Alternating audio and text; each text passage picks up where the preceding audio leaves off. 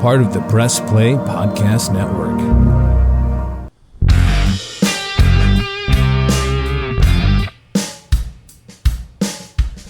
Hey, we are back for another episode of the Ball Card Show. I'm Jason Otero. I'm Gary LeMaster. And this is the Sports Podcast. For the Sports Collector.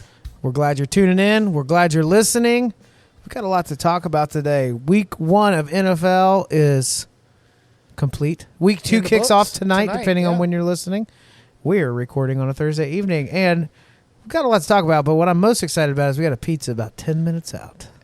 Well, yeah, we do. And to be frank, we decided to go ahead and start recording, but we're going to probably take a break at some point in the middle of this. You might not realize it. If you notice like a weird flow situation where like we're in a groove and then all of a sudden we're not, it's because we paused, ate pizza, and came back. Or I'm a lot happier on the second half of the episode. That's fair, too.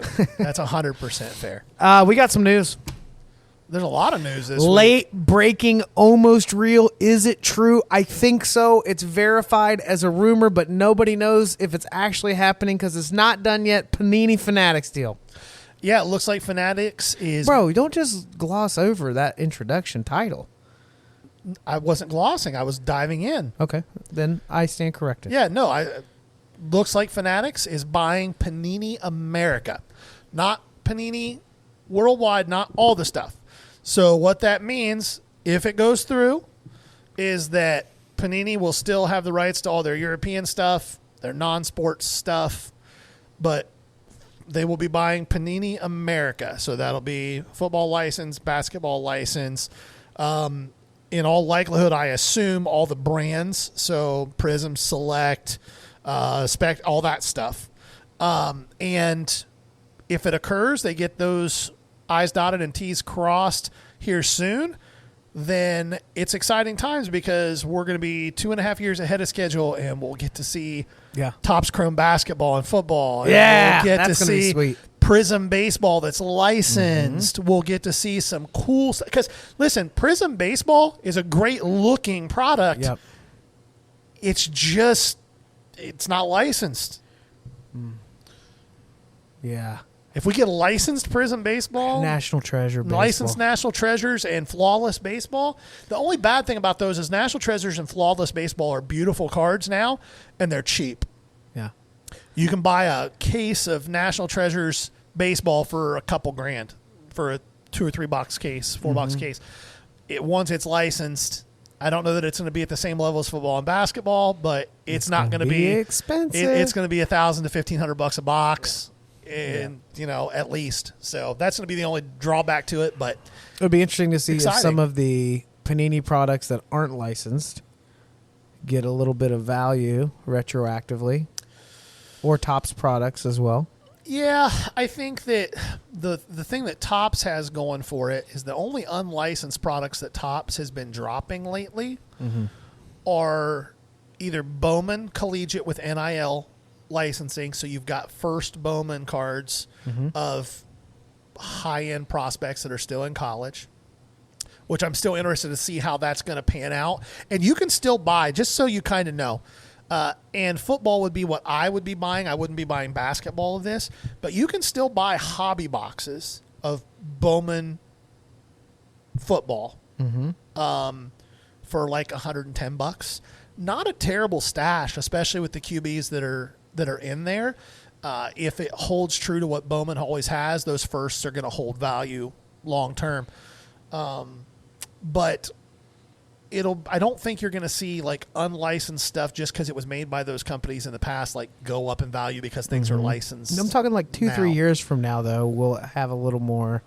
It still isn't going to have a team name or a logo on the but card. if it's like one of those filthy patches. Well, those still do well. Like I told you I picked up that James Wood to 50 RPA out of Trinity. It's got a filthy patch on it. It's like a 6-color patch, like with a lot of text on it. Like it's a beautiful card, and I think I paid $40 for it. Yeah, his autos of 99 in Bowman are $800,000 cards raw. So it'll be cool to see what happens. I'm eager to see. In my opinion, this is whatever's getting bought up in the production side of things, this is probably the conclusion of that for Fanatics once they have Panini America. But I'm wondering what products will Fanatics release brand new products? Will there be new? Will they be getting rid of products? I think they will probably streamline the product lines. So Topps, pick one product to get rid of right away. Big League. Ooh, I was going to pick Fire. I hate Topps Fire. I don't like Topps Fire either, but it still holds 3 Ooh, times the what value about Big Bowman League does. Platinum? That's got to go too. That's a trash product too. That'd Yeah. be gone too, would be my guess. Big League. All right. What about out of Panini side? Is Chronicles gonna go away? You think? I hope not, because I love Chronicles. Do you love Chronicles, or do you love the price point and what you get value wise compared to others? Well, that's what I love Yeah. about it. Like you can buy Chronicles retail. It's a lot like Bowman, in that if you're smart and you rip a bunch of it early when you can get it cheap, every hanger box you're going to pull 20 of each rookie quarterback. Yep. And the next year, you'll be able to sell those for anywhere from $5 to $8 a piece at a minimum, depending on what they are. Just those pay for your box, let alone whatever else you pull out of it. Now, you hit a couple silvers or a numbered card. I was digging through Chronicles 2 days ago, getting ready for this show, and I was pulling out some Justin Jefferson stuff, and I had an Omega. It was red. And I'm like, what's going on with this card? I don't see any other. It's numbered. I didn't even know I had it. Oh, nice. It's a numbered Justin Jefferson to 199. I was like, yeah, that's that's what I love about Chronicles. But I could see that as a product where, like, there's a lot going on with that. There is, but they sell a lot of it. It's a very popular product because of the price point. Might be. So what would you get rid of then? Panini. From Panini, Noir? there's a few things I would get rid of. I hate Noir. It's a high-end product that the cards always look like crap. Yeah. On the low end side, as much as I hate to say it because I like the product, especially now that this last year and this year it'll be in NFL unis, they may not do classics. I like that product. I like the personally, hits and but classics. Yeah, I just think they're good. I like retro looking stuff. Is that the one that had Marino on the box for this year? Yes. Okay. I also could see them maybe getting rid of Gold Standard or Certified. Those two products are basically the same product, and they don't hold a lot of value long term, and they don't sell a lot of it. So those are things I could see them getting rid of. But with them owning Topps, and then if they own Panini, they're going to have to do something, because you're going to end up with product overload from one manufacturer. That's the thing that they're going to run into. I just hope they get the release schedules back to some semblance of normal. Bowman Chrome got bumped to November 30th. Oof. Like, we won't have Bowman draft until early 2023, and Bowman usually comes out in like late February, early March. There's going to be some logistical stuff that's going to create some issues for sure. You just can't have that much product and set up all the lines, whatever they're going to do. I mean, I'm imagining they're going to have to design the logo to go on cards. There's going to be adjustments being made. It's going to slow down. That's the only frustrating thing, is the timing. Coming off of us waiting till the next season to get cards. Right. It's not going to get a whole lot better quickly. No, and I think that as long as they have a plan in place, like the one thing that's going to be interesting to see how they handle is they bought Topps, and Topps did all their own manufacturing in-house. Panini, like, outsources a lot of that stuff. So it'll be interesting to see how they meld those two things together. Topps doesn't, I don't think, have the infrastructure with their manufacturing to handle an influx of 75 new product lines. So they're either going to have to ramp up other stuff or negotiate things with. I would love to see them bring it in-house, because Panini's quality control is so bad. Yeah. But we'll see. Yeah. Oh, not in the notes, but I did throw it on the Facebook. Yeah. You know, we've been making multiple posts a week now. We're big boys. I don't know if I'd say it's an active page, but we're making an effort. We're making an effort. But one of the things I posted was the people have spoken. Atlantic City is out. Yeah, no, the for National. sure. I did not hear one single. I heard no one say that it was a good location for the event. No, Or adequate location, maybe is a better way of saying it. Atlanta. So here's the best way. If you've never been to Atlantic City before, here's the best way to describe it. Picture Windsor. Well, here's what I was actually going to say. And then picture Wheeling Island. I was going to say picture New Orleans with none of the culture at all. So and that's Atlantic Bourbon City. Street Boardwalk. Yeah, but even with Bourbon Street, there's like, if you've never been there before, you go and you're like, oh, this is a cool, fun thing to do once. Yeah. But when you go to Atlantic City, you get there and you're like, oh, this isn't cool at all. I'm going to go to this casino. Oh, it's dirty and gross. Yeah. What? Why am I here? Yeah. Like, that's Atlantic City. I can't remember which podcast. I think it was Mojo Breaks. One of them said that we stayed at the Borgata. We thought it was safe, but I got bites all over my legs. Yeah. No, there's no Atlantic City is just a hole, man. It is. And if you're from Atlantic City and you're listening to this and you have pride in your hometown, I question your life choices. Like, own that you live there, but you shouldn't be proud of it. Yeah, I don't know. I do.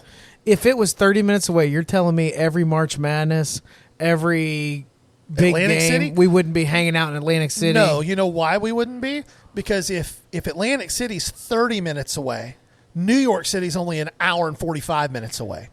And I'd much rather be in New York City. I hate driving. Yeah, I do too, but for an extra hour and 15 minutes, I'd much rather be in New York City. Like, why? Because there's so many more things to do, and it's...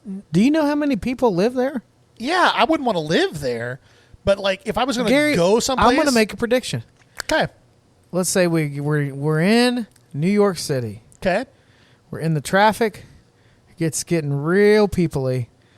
It's at least a 50-50 shot you turn around and drive back to Atlantic City once you start doing the math on how many people there are per square foot. No, I thought you were going to go a whole different direction with that. I thought you were going to say it's 50-50 that you go to jail for murder.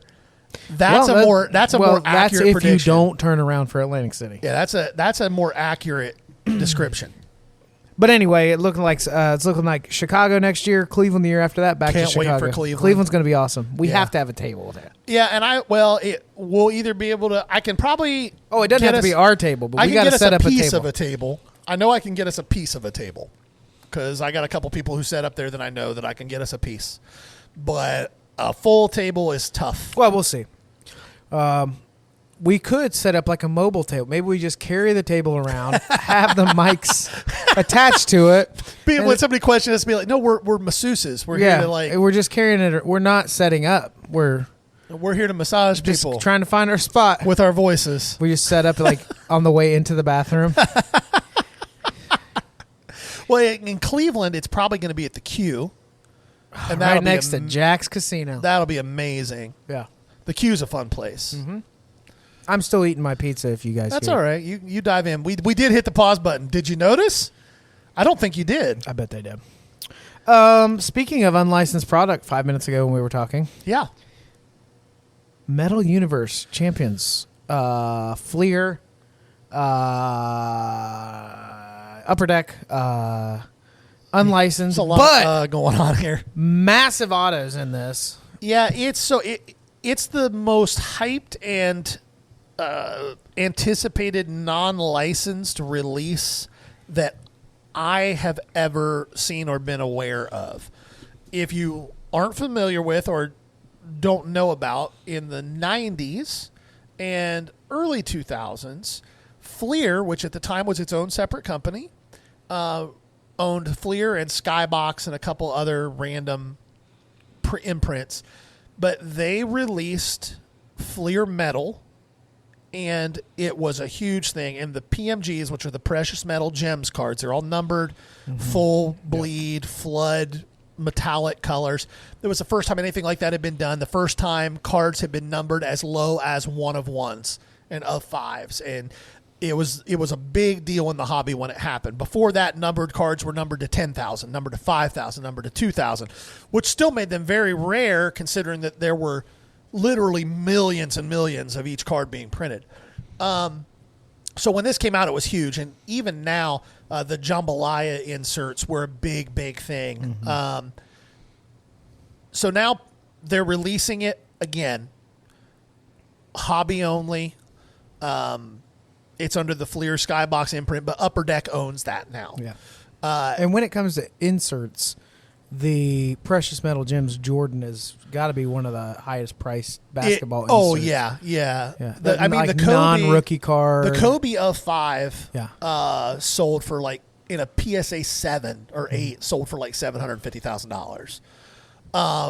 So they're going to be big cards. And the thing about it is the checklist is all sports. Mm-hmm. There's Olympians. It's a lot like Goodwin's Champions, right? It's called Fleer Metal Universe Champions. Mm-hmm. So there's Tiger Woods is in there with Tiger Woods autos. All the people that are exclusive to Upper Deck have autos in this. Jordan, LeBron, Serena Williams, Tiger Woods. Yeah. There's a picture of the Tiger Woods Ruby Precious Metal Gems card, and it is beautiful. It's just a beautiful card. Everything about it. It's red, which is associated with Tiger Woods. It's him doing the fist pump, with the putter in hand. It's a really cool product. Our LCS here in Grove City, Columbus area, he got 3 cases of it. I don't know how he got 3 cases of it, but good for him. They're on the shelf at $1,200 a box, $11.99. Are you going to get killed sometimes if you buy that box? Yeah. But boy, if you hit one of the PMGs of a highly sought after person, you're talking. Especially early on. Oh, it's going to be so massive. Yeah. Breaks, I think, are likely to be checklist breaks. So you're going to buy a random spot and you're going to get rolled against the checklist. I think the checklist is 250 or 260 deep. I mean, it wouldn't be cheap, but with who's in the checklist, just some of the names that have been dropped, I'm leaning towards a multi-box break, and then you run a few random. Yeah, if you do a case break, if you do a case, there's I think there's 8 or 12 boxes in a case. We'll call it 12 just for safety's sake. But if they're selling it at 12, that means it's in a break at 15 to 16. 12 boxes in a case, you're at $14,000 all in break price.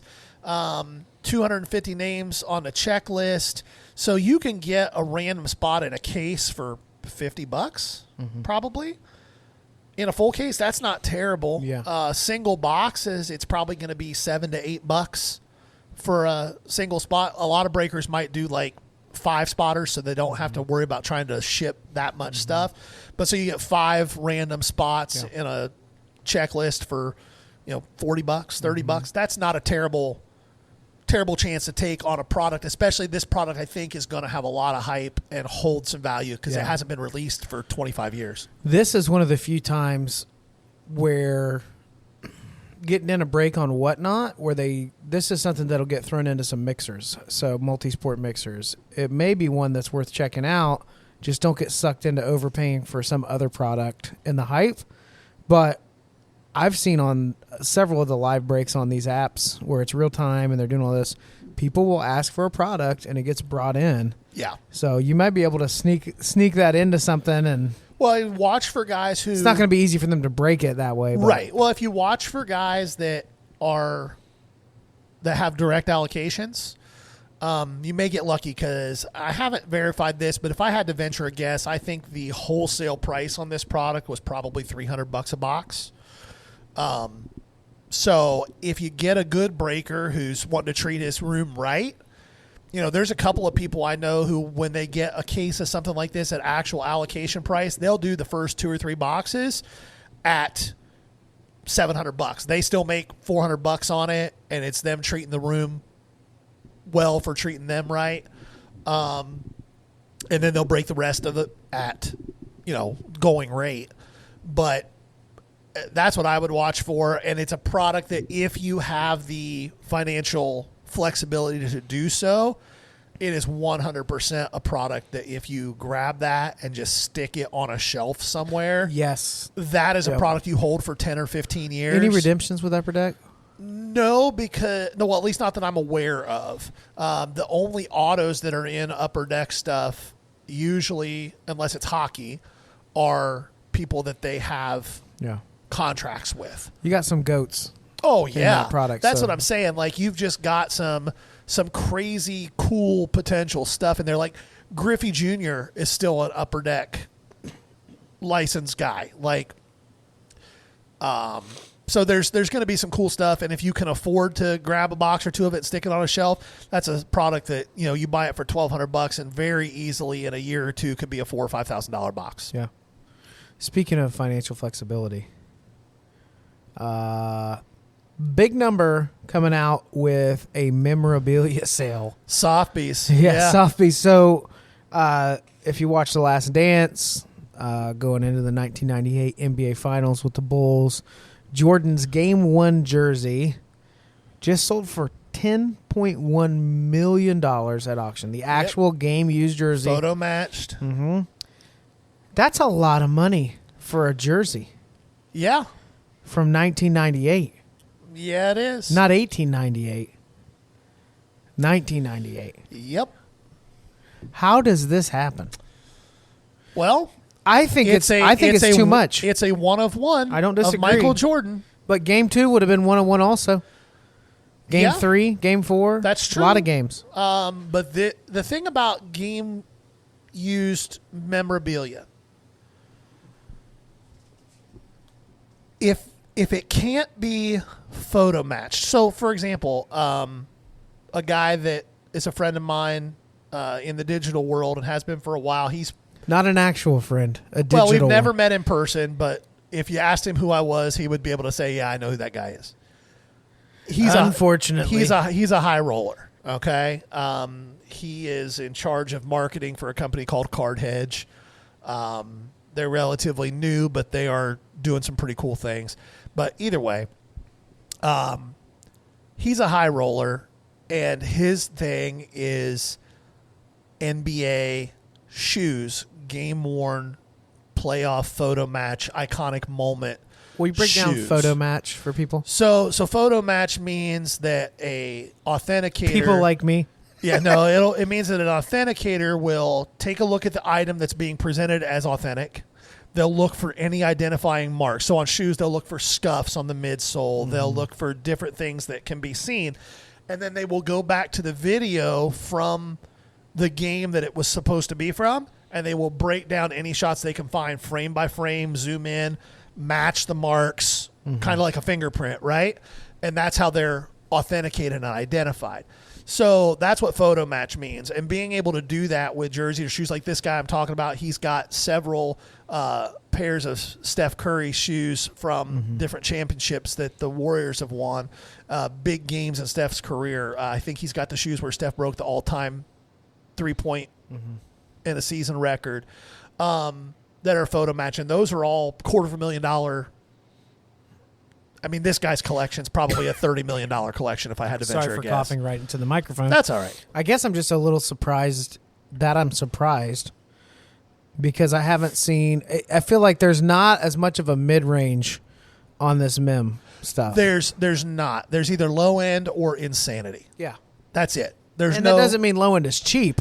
It just means, I know in the card market, you basically – You can find something at any price point. Yeah, in the mem world, especially with big names, the Jordans, the LeBrons, the Steph Currys, the Dan Marinos, there's not a lot of low end stuff that you can find. Yeah, Eric Davis. You're not going to be able to find game used balls and bats, things like that would be considered the low end, and then outside of that, you've got the non-game used, just autographed memorabilia. Yeah. That would be considered the lower end. But even a lot of that stuff, like you get into football helmets. If you get a full-size, authentic helmet, like a Shut Speed or anything like that, with a big name on it, you're going to pay $3,000 for a Mahomes autographed authentic helmet. I have a David Wells chin autograph. Not worth much. Father Time coming in to close one out for the... Oh, shoot. Watch that guy trot out many a times. Absolutely. What do we got? What's next? You done talking about that? I am. All right, let's talk about a little bit of Week 1 NFL. Got a few little highlights to go here. I don't know if you know this, but the Dolphins are undefeated. They are. Just like they were in the perfect season. Yep, they are. Did anybody else, am I the only one who put my fat rear end into their recliner at 12:55 p.m. Eastern time, proceeded to turn on NFL Red Zone, and only moved to use the bathroom for the next 11 hours? I'm waiting to hear back. Because that's all I did. This is recording, though. Right now. we're recording this. Yes, but I feel like I'm not the only person that did they that. They can't hear you in real time? No, but, I mean, let us know on socials because that's what I did. I literally sat down, and the only time I moved was to use the bathroom for the next 11 hours. As a matter of fact, when I wanted food or a drink, I texted my wife and said, can you bring me food or a drink? Do you know why I'm giving you a hard time about this? Why? Because I didn't get to do that. So I had to work. Yeah, I mean, that's your trade-off. I have Sundays off. I have all days off right now, but even when I am working, all right, week Sundays one off. NFL. We're just going to break down some highlights, have some takes on it. Number one, Joe Burrow. Everybody's freaking out. What the heck, Joe? You must not be a Super Bowl quarterback. Listen, the dude didn't take he didn't take a live action rep outside of practice for 9 months. He had an emergency appendectomy because his appendix ruptured 3.5 weeks ago. Allegedly. He lost 20 pounds, and he still rolled out there. He looked really bad for 2.5 quarters. And then it was like, oh, now I remember how to play football. And the only reason the Bengals lost that game is because their backup long snapper is awful. Speaking of awful, let's go right to the next one. I like this. Let's keep it moving. Awful. It just made me think of Dim Boys. Yeah, they're real bad. They looked bad before Dak got hurt. How many primetime games? I mean, how many primetime games do you lose before they quit giving you primetime games? Well, when you're the Cowboys, never. That just number because doesn't everybody exist thinks because the it's Super Bowl is Cowboys. happening. Yeah, yeah. There's a lot of Cowboys fans that are just live sad, depressing existences. But yeah, they look bad. Well, it doesn't help. Zeke his legs are. He's a corpse. He doesn't have that. I have explosive. no idea why they keep rolling him out there other than the fact that they're paying him a lot of money. Tony Pollard is exponentially better at this point. Dak didn't look good. Part of that was him. Part of that was the fact that they have literally one functional NFL receiver. They started Noah Brown. Who? Exactly. I mean, if you're a Buckeye fan, you remember Noah Brown. He was a solid college receiver. Mm-hmm. He has been a special teams and practice squad player for 6 years in the NFL. And he's perfectly fine at that. All right, props to him. Yeah, no, he's 6 years in the league. Absolutely. 100%. He's going to get his pension, and he's made a decent living for himself. But he should never be starting at wide receiver for any team in the NFL. Maybe he's just getting warmed up. No, he's not. All right. I wasn't done. I was going to just keep bashing on the Cowboys. No, they're bad. Yeah, they have one functional receiver, and he's getting double teamed. Yeah. Up next, a lot of conversation about this, especially in the hobby. Everybody's losing their minds. Time to liquidate, time to buy. What's going on? I can't believe this. I thought they could play the Trey Lance / Justin Fields drama. What's your breakdown? I mean, Fields got to win. The breakdown is very, very simple. Okay, we talked about this 2 weeks ago. Trey Lance, that's the first meaningful game he started in 3 years. That's a long time. And he's still only 21. Think of how much younger you looked 3 years ago. Yeah. So one, that is the truth there. The second thing is this. And again, if you don't understand this about the game of football, then you don't know football. And that's okay, but just shut up. You make yourself look dumb. Shut up. They were playing in a monsoon in 2 inches of standing water. Yeah. They were squeegeeing water off of the field. Yeah. The football itself, was it a turf field? Yeah. Okay. Yeah, it's whatever that rubber pseudo turf is. Yeah. So they're playing literally in a fishbowl that has grass on the bottom of it. The football itself, anybody who played football will tell you this. Everybody who didn't play football doesn't know what they're talking about. That football weighs 6 pounds by the time all that water soaks into it. And in those conditions, there's no keeping it dry. Mm-hmm. Throwing the ball 30 yards in the air in those conditions is the equivalent of throwing it 65 or 70 in the air in normal conditions. The ball is slick. It is heavy. If you're judging either one of those quarterbacks based on what they did in that game, you're an idiot. Mm-hmm. They might both end up being really bad, but it certainly isn't because of that game. Yep. So if you're reacting and deciding to sell all your stuff at deep discounts from that game, hit me up because I'm probably buying it from you. That's all I really have to say about that. Fields got the win. Good for him. Neither one of them looked great, but nobody's going to look good in those conditions. Aaron Rodgers looked awful this week. Are you selling all his stuff? If you are, hit us up. Deep discount. Yes, hit us up. Maybe we should just call this week one bad takes because that's kind of where we're heading. Up next, T-Law. Got some mixed reviews. People were saying he doesn't know what he's doing. We were expecting more now that Irvin's gone and he has a different coach. I thought he could throw the ball. He can throw the ball. I didn't feel too bad about it. He did throw the ball, and he threw it actually really, really well. And I'm going to pull this up right now because I want to be specific and precise with what I'm getting ready to say. Because, again, if you are running your mouth about Trevor Lawrence being a bust at this point, you literally don't know anything about that position and about the game of football other than how many points get scored at different points. Let me pause you right there, Gary, because that's okay too. It is, but shut up. No, stop you're allowed acting to be. like you know what you're talking about, because you don't.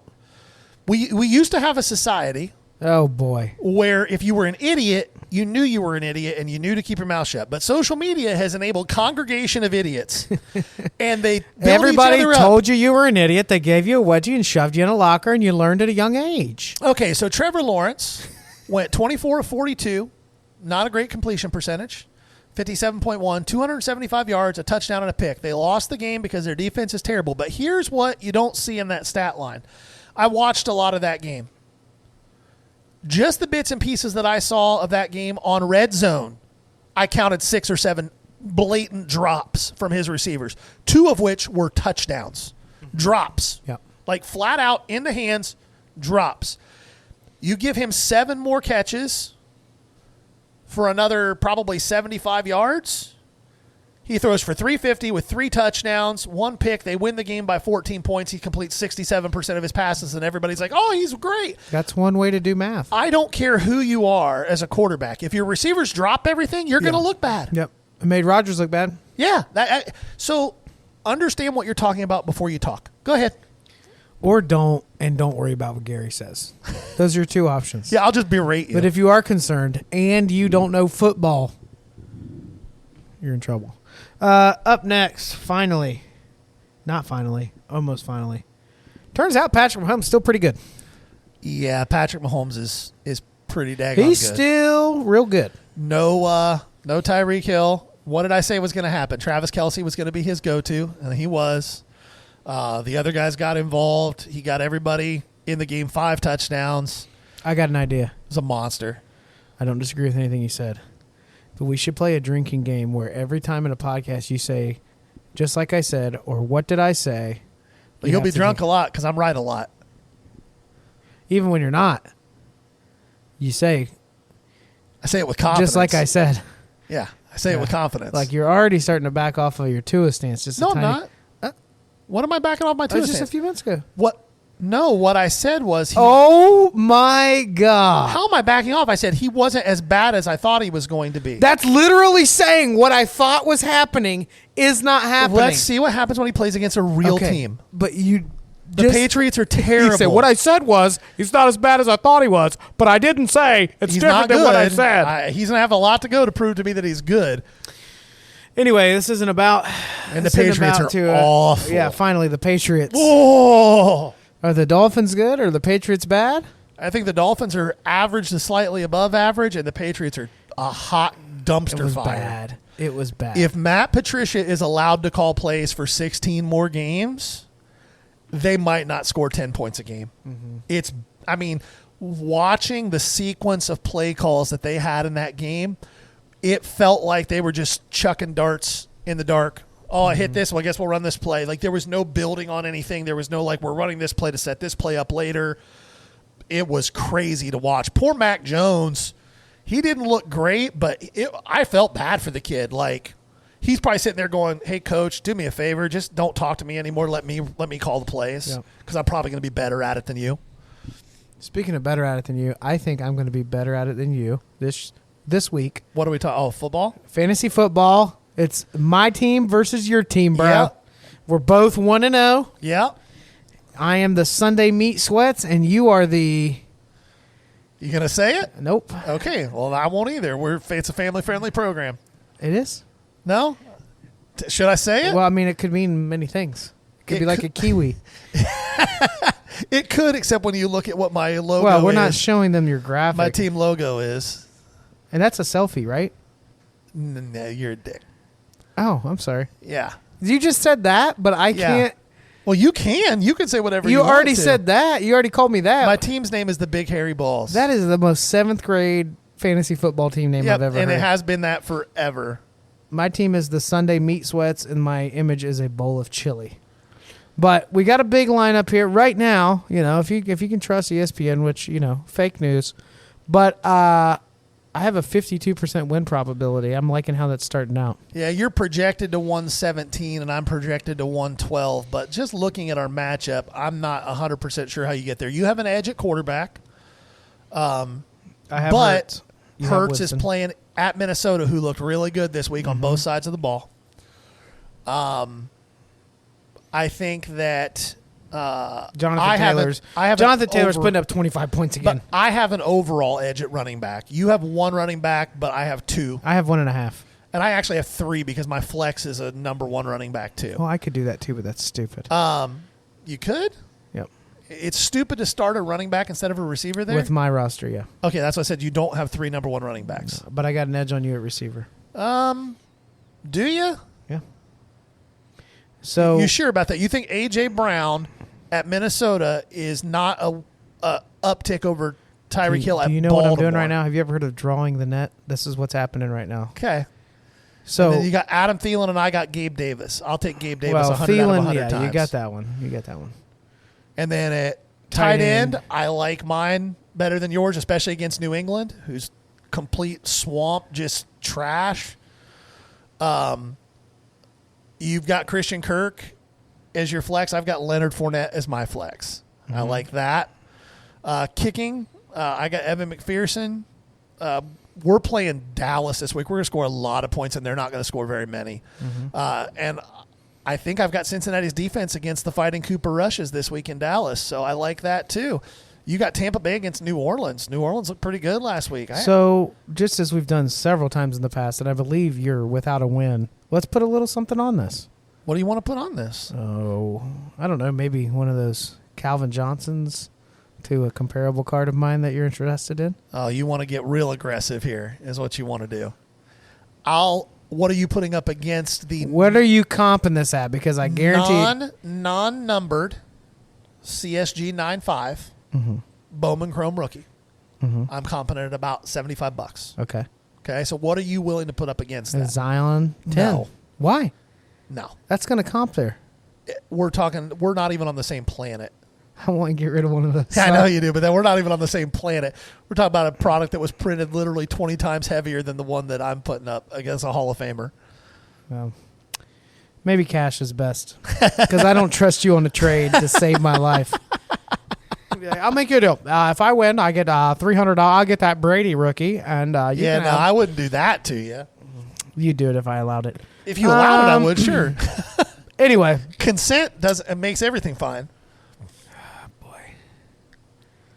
Oh, boy. All right. I'm going to win that. But you scored a lot more points than me last week. Yeah, I did. I scored a lot of points last week. But I think I'm going to score a lot of points again this week. I scored 136 points last week. 50% of the population that thought Cam Akers was going to get touches and was dead wrong. Dead wrong about that. So we'll see what happens there. But we definitely will have some wager played out. We'll probably announce it on Facebook what the wager is. Okay. But I just don't trust you on a trade. Just seen you trade too many times. You're so hateful. Well, it's just going to be so leveraged to your advantage. Well, that's the entire point, to try to get the best deal that you can get. It's not my fault that people say yes. It's not my fault I get Peyton Manning rookies for off-center Trevor Lawrence blue hypers. He's so arrogant, people. He needs to get back to work. He needs the world to knock him down a little bit. Oh, just robbing card shows. All right, well, and at this point, we're rambling. I think it's safe to tie a bow on this thing. Was that it? Yeah. That was the end of our list? That's the end of our list. Okay. This Did we has even been clear 30 minutes? I'm trying to close this out, bro. We're at 39. Oh, okay, we're good then. Yeah. Oh, 29 we can't finish yet? No, we got to continue on. It's like that look your wife gives you sometime that says, hey, don't finish. That's okay. But we can't. It's your wife. We're within the bounds of holy matrimony. The listeners aren't in the bounds of my matrimony. Yeah, but I didn't go give details. We could have been talking about finishing doing the dishes. We could have been talking about finishing that TV show. That's what I was talking about. Yeah. I have never done the dishes for 29 minutes in my life. You also haven't done anything else for 29 minutes. That was the joke, you moron. This has been the Ball Card Show, the Sports Podcast. For the Sports Collector. Bye. Peace.